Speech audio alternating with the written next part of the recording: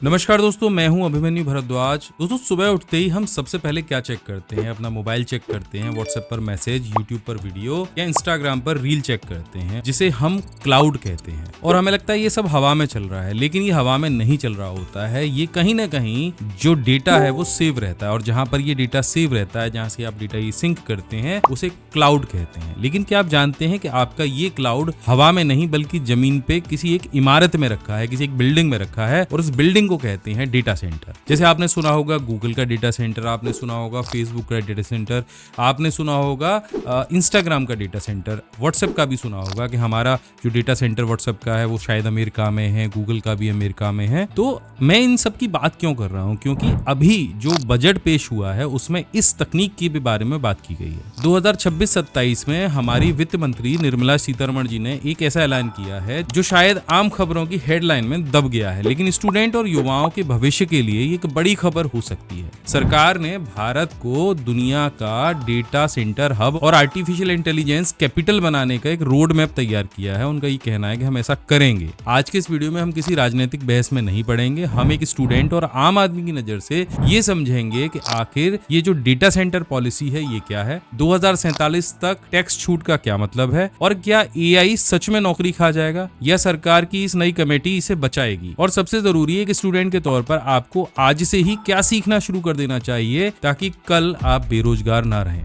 ये वीडियो थोड़ा सा लंबा हो सकता है, 10 से 15 मिनट के बीच का, लेकिन अगर आप अपने कैरियर को लेकर गंभीर हैं तो इसे अंत तक जरूर देखिएगा। मैं इसमें बहुत सारे पॉइंट्स के बारे में बात करूंगा। नमस्कार, मैं अभिमन्यु भारद्वाज आपका स्वागत करता हूं my big guide smart class में, और हमेशा आपके लिए बहुत ही जरूरी इंपॉर्टेंट टिप्स एंड ट्रिक्स लेकर आता रहता हूं। अगर आप नए हैं तो चैनल को जल्दी से सब्सक्राइब कर लीजिए ताकि आपको आगे आने वाली वीडियोस की नोटिफिकेशन मिले। और ज्ञान का महासागर में अगर डुबकी लगानी है तो डिस्क्रिप्शन में मैंने सारे अपने प्लेलिस्ट के लिंक दे रखे हैं। वर्ड, एक्सेल, पावरपॉइंट, बहुत सारे कोर्सेज हैं जो फ्री में है, वहां से आके आप कर सकते हो। सबसे पहले जो खबर है उसको तथ्यों के आधार पे हमें समझना होगा कि ये खबर है क्या। तो न्यूज़पेपर में अधिकांश ये एक हेडलाइन दी गई है कि डेटा सेंटर और क्लाउड कंपनियों के लिए जो हब है वो भारत बनेगा। सरकार ने बजट में ये प्रस्ताव दिया है कि विदेशी कंपनियों को 2047 तक टैक्स में छूट दी जाएगी, लेकिन इसमें एक पेच है, एक कंडीशन है। ये छूट केवल उन कंपनियों को मिलेगी जो भारत में अपना डेटा सेंटर स्थापित करेंगी और यहाँ से अपनी सेवाएं दुनिया भर में देंगी। तो हम डेटा सेंटर को थोड़ा सा समझ लेते हैं। देखो, मैं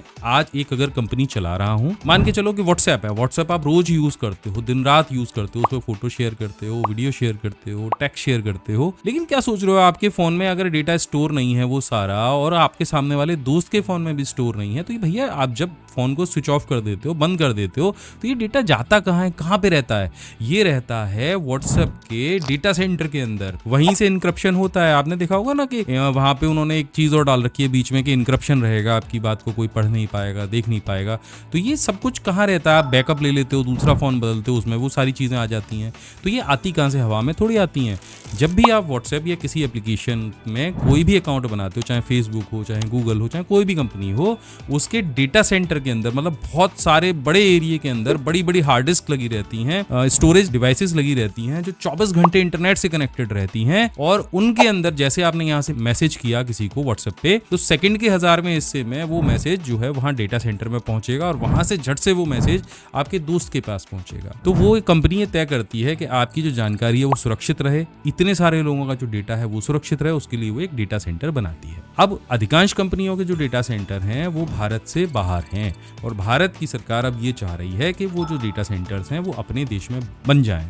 तो आसान भाषा में समझ लीजिए कि मान लीजिए गूगल या माइक्रोसॉफ्ट जैसी कोई अमेरिका की कंपनी है, अभी तक वो अपना जो सर्वर है, बड़ा सर्वर जो है, सिंगापुर, आयरलैंड में लगाती थी, लेकिन अब भारत ये कह रहा है कि आप हमारे यहाँ पे अपना सर्वर या डेटा सेंटर लगाओ, हमारे यहाँ से पूरी दुनिया को सर्विस दो, हम आपसे अगले 20 साल तक यानी 2047 तक टैक्स बहुत कम लेंगे या तो लेंगे ही नहीं। अब आर्थिक नजरिए से देखिए तो ये एक मेक इन इंडिया का एक डिजिटल वर्जन प्रस्तुत किया गया है। सरकार चाहती है कि जैसे दुनिया का सामान चीन में बनता था, यानी चीन दुनिया की फैक्ट्री ऑफ द वर्ल्ड बोली जाती है, वैसे ही दुनिया का डेटा अब भारत में स्टोर हो। तो अब एक स्टूडेंट पूछेगा, सर सर्वर एक मशीन है, डेटा सेंटर कोई बड़ी कंपनी लगाएगी, अमेरिका मतलब गूगल लगाए, फेसबुक लगाए, तो भैया मुझे क्या फायदा होगा, मुझे नौकरी कैसे मिलेगी? सबसे बड़ा सवाल ये है। देखिए डेटा सेंटर सिर्फ एक हार्डवेयर नहीं है, वो एक पूरा इकोसिस्टम है। जब भारत में हजारों नए डेटा सेंटर खुलेंगे तो 3 तरह की नौकरियां जनरेट होंगी। पहली नौकरी हाई एंड टेक जॉब्स होंगी, क्लाउड आर्किटेक्ट चाहिए होंगे, डेटा साइंटिस्ट चाहिए होंगे, साइबर सिक्योरिटी एक्सपर्ट चाहिए होंगे जिन्हें कोडिंग और सिस्टम की गहरी समझ हो। दूसरा हार्डवेयर और नेटवर्किंग की जॉब क्रिएट होंगी। डेटा सेंटर को 24 घंटे चलाने के लिए, आपको सच बताऊं ना, 24 घंटे चलता है, 24 घंटे वहां पे काम होता रहता है, क्योंकि लोग रात में भी इंटरनेट चला रहे हैं, दिन में भी चलो अपने यहाँ तो मान के चलो कि तुम्हारे यहाँ दिन निकल रहा है, अमेरिका में रात हो रही है, जहाँ 12 घंटे का डिफरेंस है, लेकिन जब तुम सो रहे होते हो तो वहां के लोग, तो अगर यहाँ से किसी को बाहर विदेश में सर्विस देनी है तो 24 घंटे वो डेटा सेंटर काम करना चाहिए। एक भी सेकंड के लिए वो बंद हो जाता है। आपने देखा होगा ना, आज फेसबुक का सर्वर क्रैश हो गया, इंस्टाग्राम ने काम करना बंद कर दिया, या व्हाट्सएप ने काम करना हो, तो उसकी वजह यही होती है। तो उनको चलाने के लिए आपको 24 घंटे अगर ये मशीनरी चलानी है तो नेटवर्क इंजीनियर, हार्डवेयर टेक्नीशियन की जरूरत होगी। सर्वर कभी बंद नहीं होना चाहिए, उसके मेंटेनेंस के लिए स्टाफ की एक बहुत बड़ी फौज चाहिए। डेटा सेंटर बहुत बड़ा होता है। मैं आपको एक यहाँ पे वीडियो दिखा रहा हूँ, आप देखो, ये एक डेटा सेंटर है और ये डेटा सेंटर को संभालने के लिए बहुत बड़े टेक्नीशियन की पूरी फोर्स चाहिए। इसके साथ में यहाँ पे सपोर्ट्स जॉब भी चाहिए होंगी। तो इन सेंटर्स को चलाने में बिजली की भारी खपत होती है, कूलिंग चाहिए होती है, तो एक इलेक्ट्रिकल इंजीनियर, एसी टेक्नीशियन और सिक्योरिटी का भी बहुत बड़ा यहाँ पे रोल होगा। तो वित्त मंत्री ने साफ कहा है कि भारत के पास बुनियादी ढांचा बनाने की क्षमता है। सिंधु गंगाधरन जो चेयरपर्सन है, उन्होंने भी कहा है कि ये भारत को वैश्विक प्रौद्योगिकी का सेंटर बनाएगा। तो अगर आप अभी कॉलेज में हैं तो क्लाउड कंप्यूटिंग, जो आपके AWS जैसे जो स्किल हैं, उनको इग्नोर बिल्कुल मत करिए। क्लाउड कंप्यूटिंग आपको जरूर सीखनी चाहिए। अब आते हैं सिक्के के दूसरे पहलू पर, आर्टिफिशियल इंटेलिजेंस की बात करते हैं। बजट में सरकार ने ये माना है कि AI का असर नौकरियों पर पड़ेगा। एक मैंने न्यूज पेपर में देखा था, उसमें एक बहुत इंपॉर्टेंट लाइन थी कि AI के प्रभाव के लिए एक समिति बनाई जाएगी। ये समिति क्या करेगी? तो सरकार एक उच्चाधिकार प्राप्त एक स्थायी समिति बना रही है जो देखेगी कि सर्विस सेक्टर में AI से रोजगार कम हो रहे हैं या बढ़ रहे हैं। इस चीज पे भी सरकार नजर रखेगी, क्योंकि बहुत लोगों का मानना है कि जो है AI के आने से जो रोजगार है उसमें कमी हो रही है। 10 लोगों का काम एक ही सॉफ्टवेयर कर ले रहा है। तो अब हमें क्या सोचना है? हमें थोड़ा प्रैक्टिकल होने की जरूरत है। सरकार जो कर रही है वो कर रही है, सरकार कमेटी बना रही है, जो कुछ कर रही है, इसका मतलब है कि अगर सरकार इसके बारे में सोच रही है, अगर हाई लेवल के लोग इसके बारे में सोच रहे हैं, तो कहीं ना कहीं हमें ये समझ जाना चाहिए कि हमें भी सचेत होने की जरूरत है। जो काम पहले 10 लोग किया करते थे AI की मदद से, अब 2 लोग कर रहे हैं। ऐसे कितने लोग हो जो मानते हो? भैया कमेंट करके बताओ कि AI के आने से कोई फर्क नहीं पड़ रहा। फर्क पड़ रहा है। देखो मुझे याद है आज भी कि मैं कोई वेबसाइट बनाने के लिए बैठता था तो मुझे 2 दिन, 5 दिन, 6 दिन लगते थे उसको डिजाइन करना, एक एक चीज करना। लेकिन हम 10-15 मिनट के अंदर तो जो वेबसाइट बना के तैयार कर देते हैं। उसके साथ में हमारे डोमेन कनेक्ट हो जाता है, उसके साथ में हमारी होस्टिंग कनेक्ट हो जाती है, डिजाइन हो जाती है, केवल एक 4 लाइन का प्रॉम्प्ट देने से। और अगर पूरी वेबसाइट बनानी हो तो 2-4 घंटे के अंदर बन के तैयार हो जाती है। तो वो काम कितना कम हो गया है। तो हो सकता है गवर्नमेंट का ये उद्देश्य हो कि हम AI से डरे नहीं, बल्कि उसका इस्तेमाल करना सीखें, अपनी प्रोडक्टिविटी बढ़ाएं। उदाहरण के लिए बजट में भारत विस्तार के नाम से एक AI टूल की बात की गई है, जो एक बहुभाषीय एक टूल है। मतलब बहुभाषी का मतलब कई सारी भाषाओं में काम करने वाला टूल है, जो किसानों को उनकी भाषा में ही सलाह देगा। सोचिए, अगर गांव का किसान AI यूज करेगा तो उस AI को बनाने वाले, उसे मैनेज करने वाले और उस किसान को सिखाने वाले, इन सब की जरूरत पड़ेगी।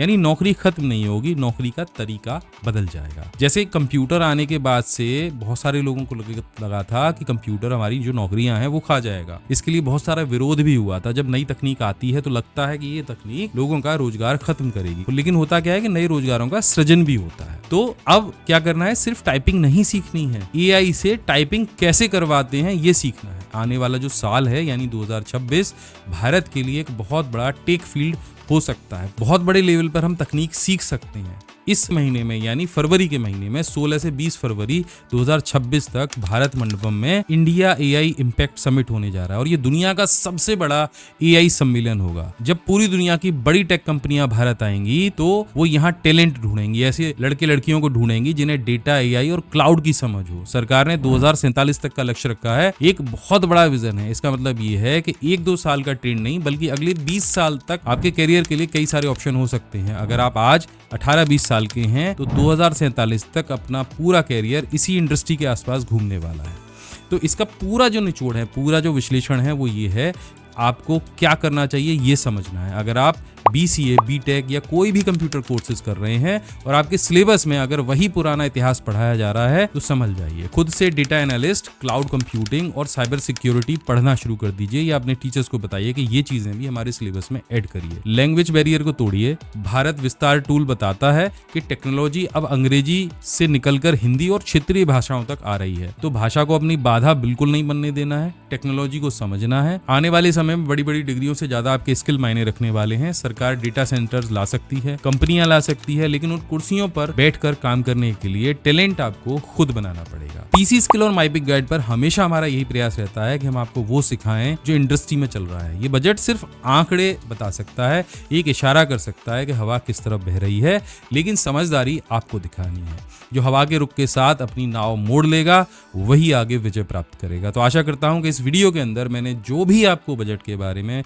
जो भी विश्लेषण बताया, जो हमारे काम का था, वो आपके जरूर काम आया होगा। मैंने कोशिश की है कि बिना किसी पक्ष विपक्ष के आपको आपके करियर के फायदे की बात बताऊं। तो आपको क्या लगता है कि भारत 2047 तक एक ग्लोबल डेटा हब बन पाएगा और क्या आप इसके लिए तैयार हैं? मुझे कमेंट करके जरूर बताइए। तो अगर आपको ये वीडियो पसंद आया हो तो उन लोगों के साथ शेयर करिए जो अपने करियर को लेके कंफ्यूज्ड हैं कि करियर में क्या करना है। कंप्यूटर और टेक की प्रैक्टिकल नॉलेज के लिए हमारी वेबसाइट pcskill.in पर विजिट करिए। मिलते हैं अगले वीडियो में नई जानकारी के साथ में। तब तक सीखते रहिए और जीतते रहिए। जय हिंद, वंदे मातरम।